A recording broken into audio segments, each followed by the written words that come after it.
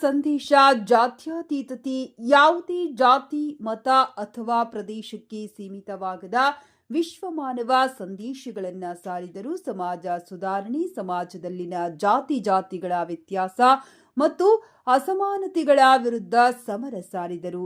ಸಮಾನತೆ, ಎಲ್ಲರಿಗೂ ಸಮಾನತೆ ಬೇಕು ಎಂಬ ಸಂದೇಶ ನೀಡಿದರು. ವಚನ ಸಾಹಿತ್ಯದ ನಂತರ ಸಮಾಜಮುಖಿ ಸಾಹಿತ್ಯವನ್ನ ಮತ್ತೆ ಸೃಷ್ಟಿಸಿದರು. ಧಾರ್ಮಿಕ ಸೌಹಾರ್ದತೆ, ಸಮಾಜದಲ್ಲಿ ಧಾರ್ಮಿಕ ಸೌಹಾರ್ದತೆಯನ್ನ ಬೆಳೆಸಲು ಪ್ರಯತ್ನಿಸಿದರು. ಭಕ್ತಿ, ಶ್ರೀಕೃಷ್ಣನ ಪರಮ ಭಕ್ತರಾಗಿದ್ದರು ಮತ್ತು ಆತನ ಬಗ್ಗೆ ಅನೇಕ ಕೀರ್ತನೆಗಳನ್ನು ರಚಿಸಿದ್ದಾರೆ. ಸಾರ್ವಕಾಲಿಕ ಪ್ರಸ್ತುತಿ, ಅವರ ಸಂದೇಶಗಳು ಇಂದಿಗೂ ಪ್ರಸ್ತುತ ಮತ್ತು ಆಧುನಿಕ ಸಮಾಜಕ್ಕೆ ಅವಶ್ಯಕವಾಗಿದೆ. ಕನಕದಾಸರು 15ನೇ ಶತಮಾನದ ಹರಿದಾಸ ಸಂತ ಕವಿ ಮತ್ತು ಸಂಯೋಜಕರಾಗಿದ್ದರು. ಅವರ ಜೀವನ ಮತ್ತು ಸಂದೇಶವು ಜಾತಿ ವ್ಯವಸ್ಥೆಯ ವಿರೋಧ, ಸಮಾಜ ಸುಧಾರಣೆ, ಭಕ್ತಿ ಮತ್ತು ಆಧ್ಯಾತ್ಮಿಕತೆಯನ್ನ ಆಧರಿಸಿದೆ.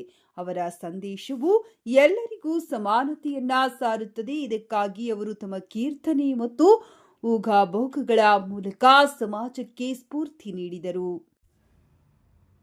ನಿಮ್ಮ ಕುಲವ ನೆಲೆಯೇನಾದರ ಬಲ್ಲಿರ ಬಲ್ಲಿರ. ಕನಕದಾಸ ಜಯಂತಿಯ ಶುಭಾಶಯಗಳು. ಶುಭಾಶಯ ಕೋರುವವರು HR ಶ್ರೀನಾಥ್, ಮಾಜಿ ವಿಧಾನ ಪರಿಷತ್ ಸದಸ್ಯರು, ಗಂಗಾವತಿ.